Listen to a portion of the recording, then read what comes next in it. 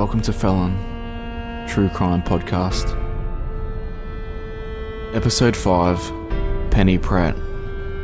A warning to listeners that this episode contains descriptions of violence and coarse language. Listener discretion is advised.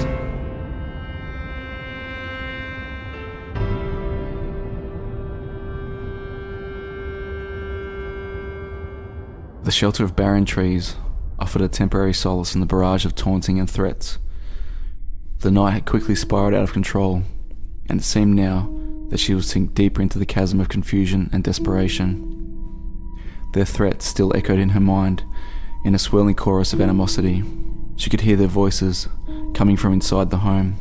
One made his way out the front door and drew nearer. The only help now would come from an outsider's intervention. Even in her delirious state, she knew that she needed to make a cry for help. In her shelter of shrubs, her tormentor closing in, she made a desperate phone call.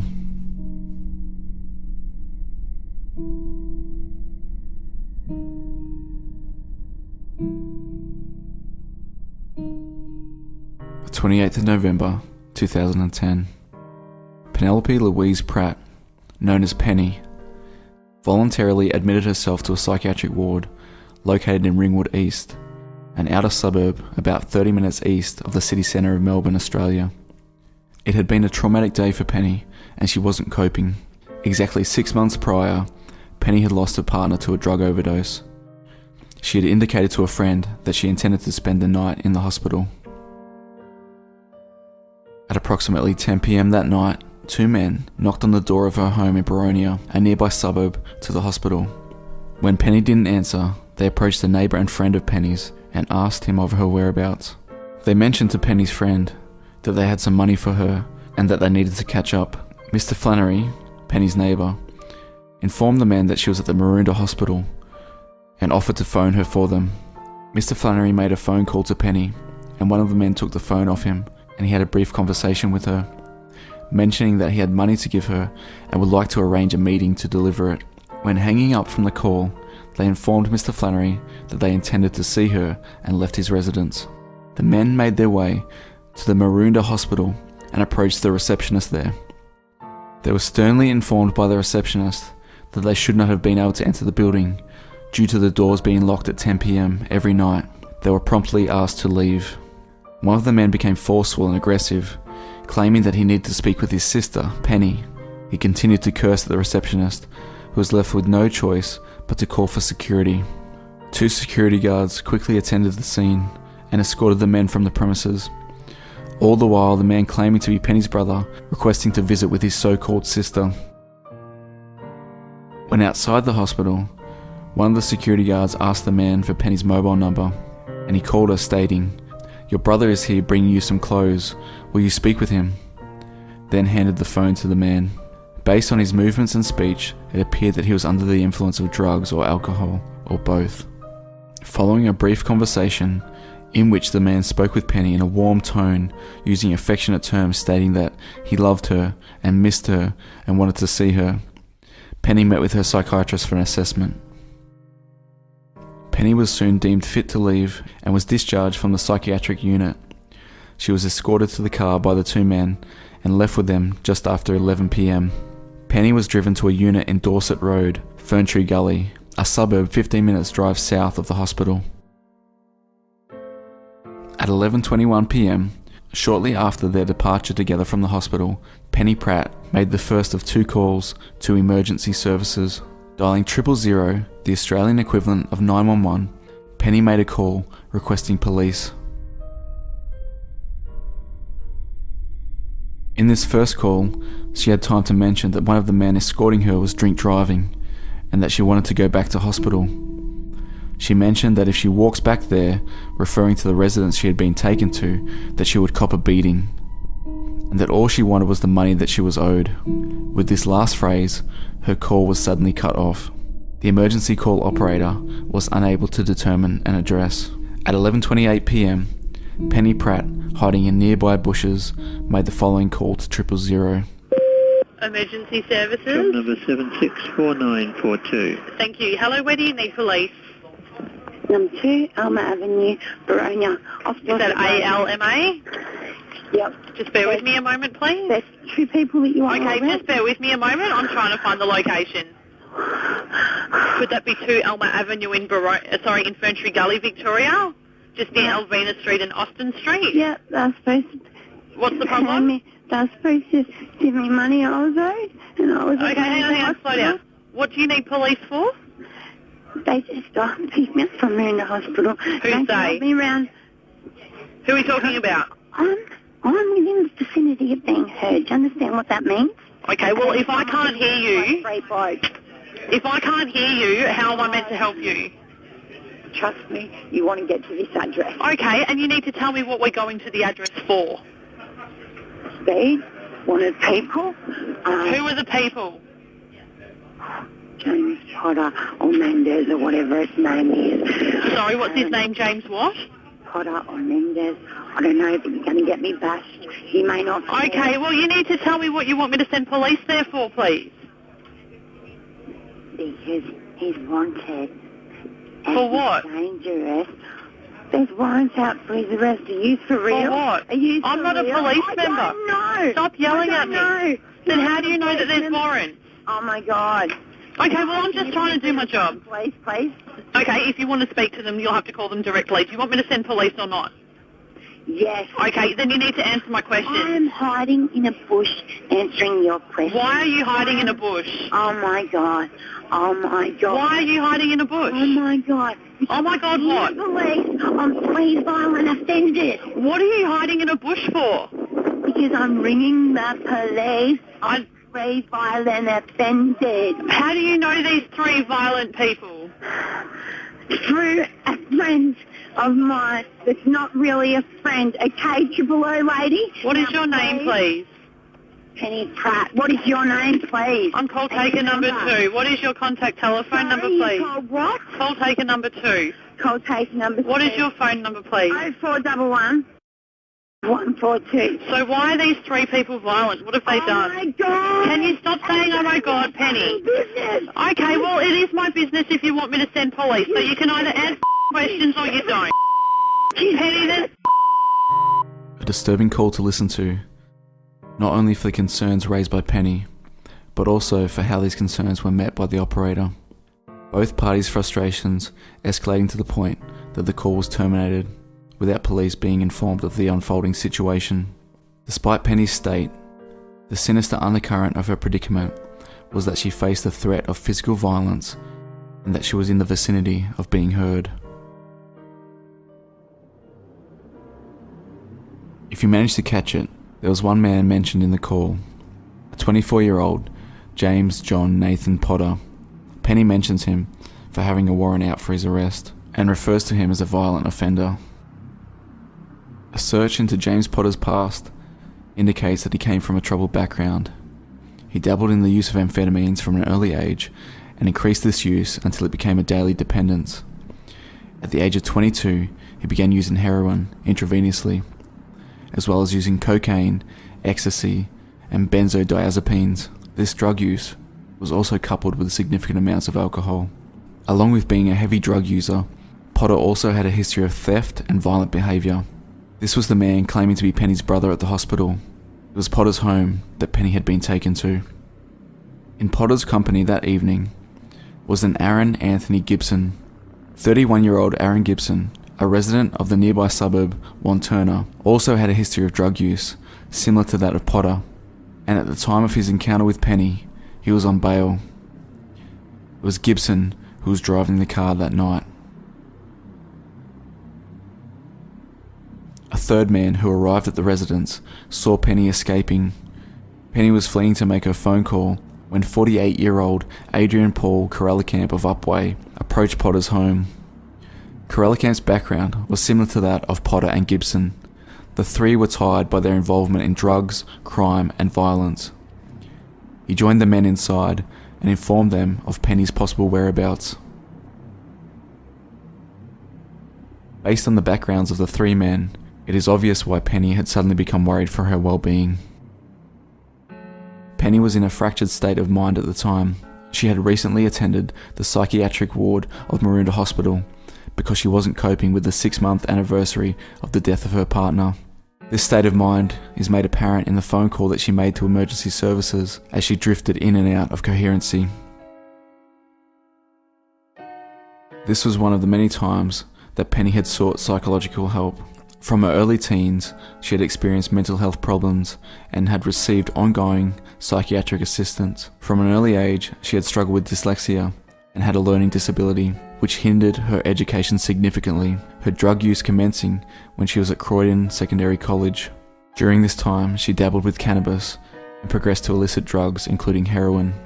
This sent her life spiraling downward, and as mentioned, into a life of psychiatric problems. As a young adult, Penny had 2 children, a daughter and a son.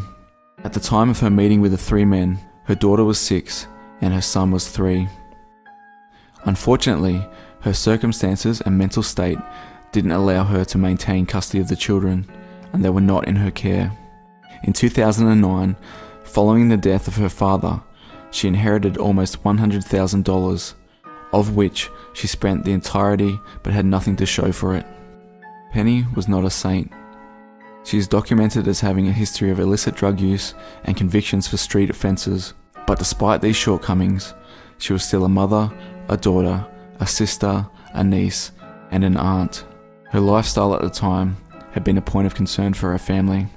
It was a lifestyle that had led her into the company of James Potter, Aaron Gibson, and Adrian Camp.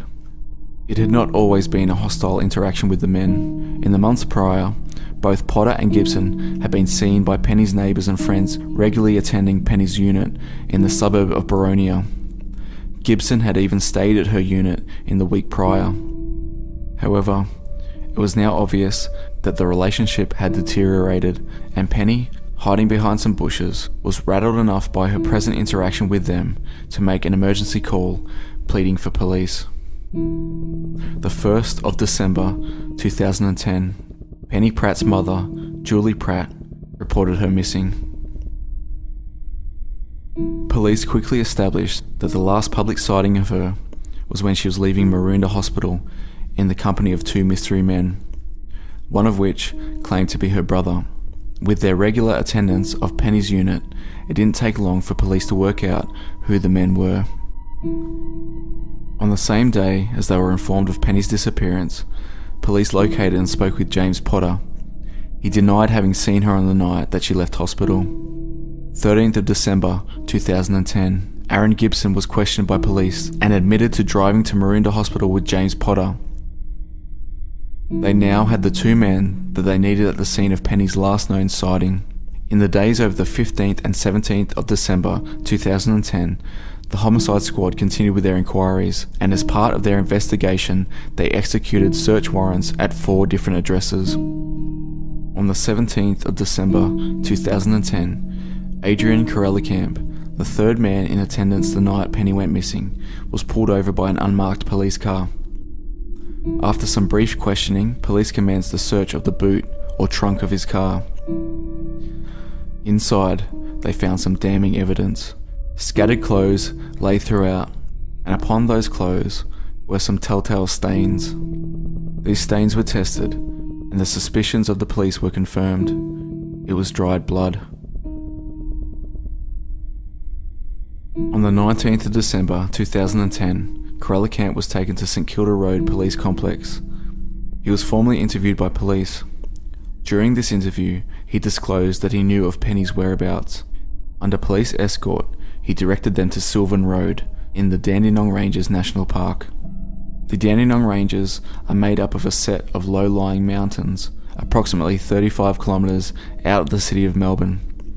If you take a drive through these ranges, you'll be greeted by picturesque rolling hills, steep valleys, and dense ferny undergrowth, which is dwarfed by tall mountain ash trees. It is frequented by tourists and locals alike, who use it for scenic drives, hiking, picnics, cycling, and dining in the various cafes scattered throughout the suburbs that are within and also border the national park. A suburb within this region is Olinda. Olinda is a quaint, town-like suburb known for its cafes, restaurants, craft stores and art galleries.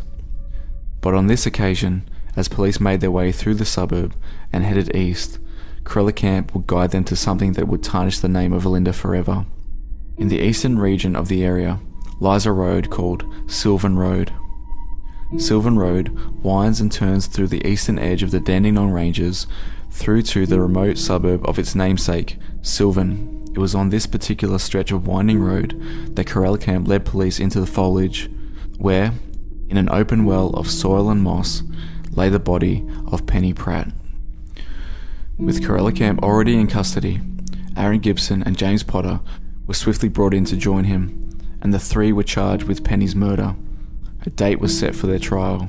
2 men have been charged after the discovery of a woman's body in the Dandenong Ranges. The woman's believed to be Baronia, mother of 2, Penelope Pratt.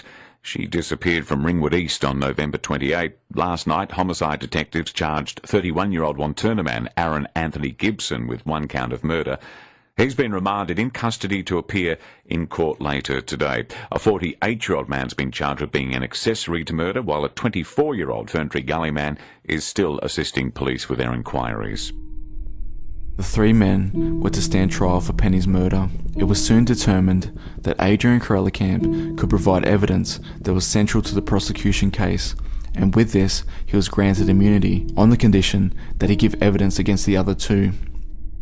The evidence he provided established the following timeline of Penny Pratt's horrible fate on the night of the 28th of November in the unit on Dorset Road in Ferntree Gully.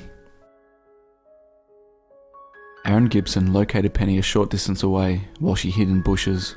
As she hung up the phone in frustration, she could hear him closing in. An argument escalated to the point that Camp ushered them in from the street because they were making so much noise.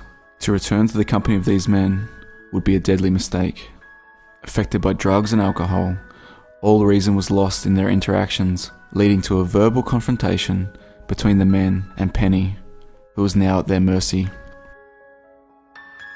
According to Camp, Penny and Gibson were still arguing as they entered the Dorset Road residence. There was swearing, and it escalated again to yelling, Penny pleading with the men for the money she claimed that she was owed. Gibson, frustrated with her persistent request, told her to shut the fuck up. At this point, Camp was seated on one of the 2 couches in the lounge room. James Potter was seated on the other. Penny turned her attention to Potter and again demanded to be paid, yelling, "Enough's enough. I want my money." Potter, trying to avoid the issue, dismissed it by saying, "Don't worry about it. It'll be alright." But the conclusion to this evening would be far from alright. Penny again continued with her demands. Aaron Gibson, who was now in the sidelines of the argument, produced a sawn-off .22 rifle, grabbed Penny by the hair, and swung the gun to the side of her face. Penny screamed, "You don't have to do this," but it fell on deaf ears. Gibson pulled the trigger, shooting Penny in the head. Penny, in shock from the blast, raised her hand to her head, and as she removed it, blood dripped from her head and her hand. "This is what you get when you fuck with us," Gibson hissed, ignoring Penny's pleas to be taken to hospital. Penny tried to make her way to the front door in a last-ditch attempt to escape.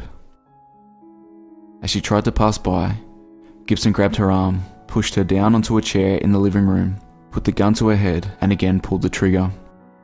Penny slumped in the chair, motionless. Gibson joined Potter on the couch and discussed what should be done next. Potter quickly suggested that they get her into the bathroom so she doesn't bleed everywhere. Together, Gibson and Potter took Penny by the arms and dragged her lifeless body into the bathroom.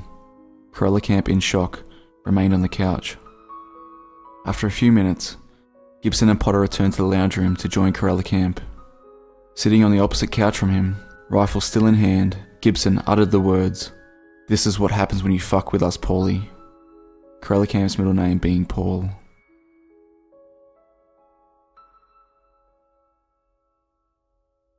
Gibson then turned his sights to Potter, saying something along the lines of, "You better go finish it now."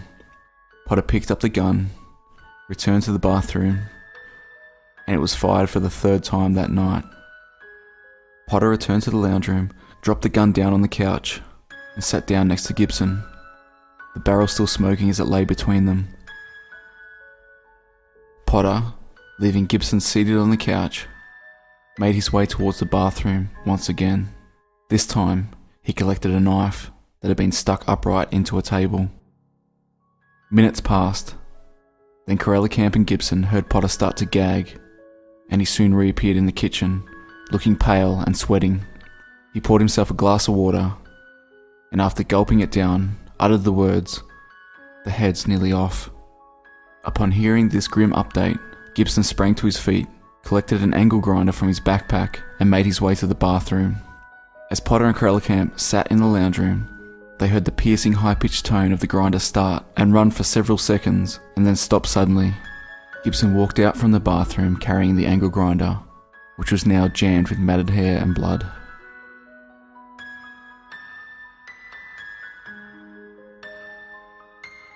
The reality of the situation now sinking in, Potter told the others, "Nobody's leaving. If I go to jail, everyone's going to jail. We have to get this sorted out." Potter and Gibson collected the spent cartridges, and the three continued to clean the unit before the light of the new day could reveal their crime.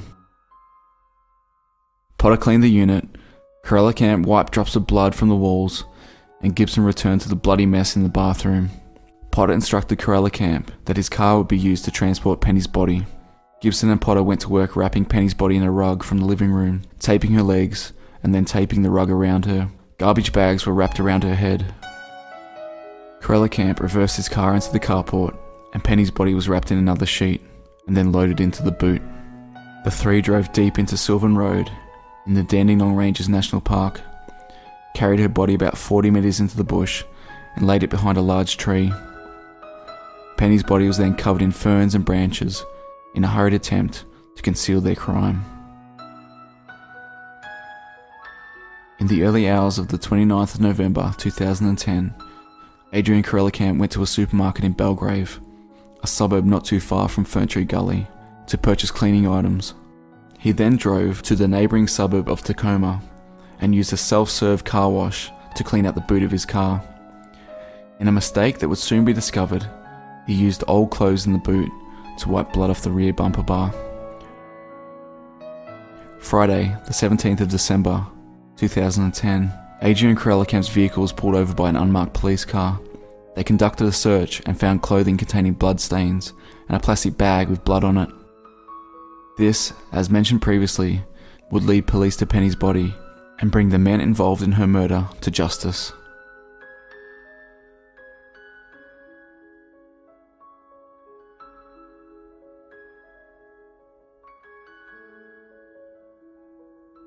Adrian Camp ran from cameras as he was released on bail. Earlier, police telling the Melbourne Magistrates Court he'd helped dispose of Penelope Pratt's body in the Dandenong Ranges.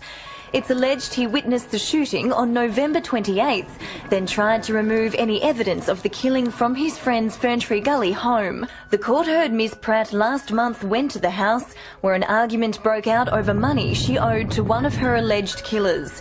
The 27-year-old's body was found yesterday covered in shrubs and leaves at the foot of a tree by the roadside.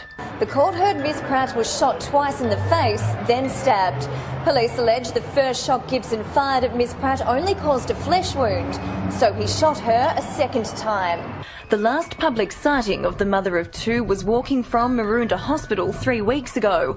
Homicide detectives appealing for information about her disappearance last week. Today, 31-year-old Aaron Anthony Gibson faced court charged with murder and was remanded in custody. A third man, 24-year-old James Potter, was arrested today and also charged with murder. All three men will face court again in April.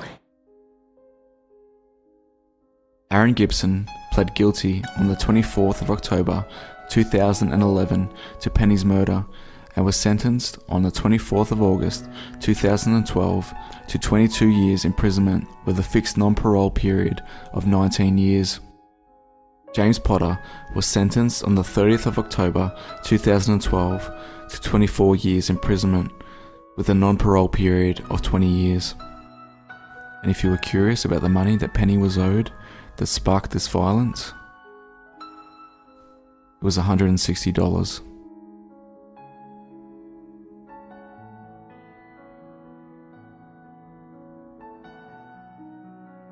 There has been a mixed and extremely heated debate as to how the emergency call was handled by the operator, some claiming that it is ultimately to blame for what happened to Penny, others sympathising with the call centre worker, claiming she was dealing with a defiant and incoherent caller. Regardless of where your opinion may fall within this scope, the fact remains that a family has lost a loved one, and 2 children will never see their mother again because of 2 callous monsters. All the while, a third man silently watching on while Penny begged for mercy.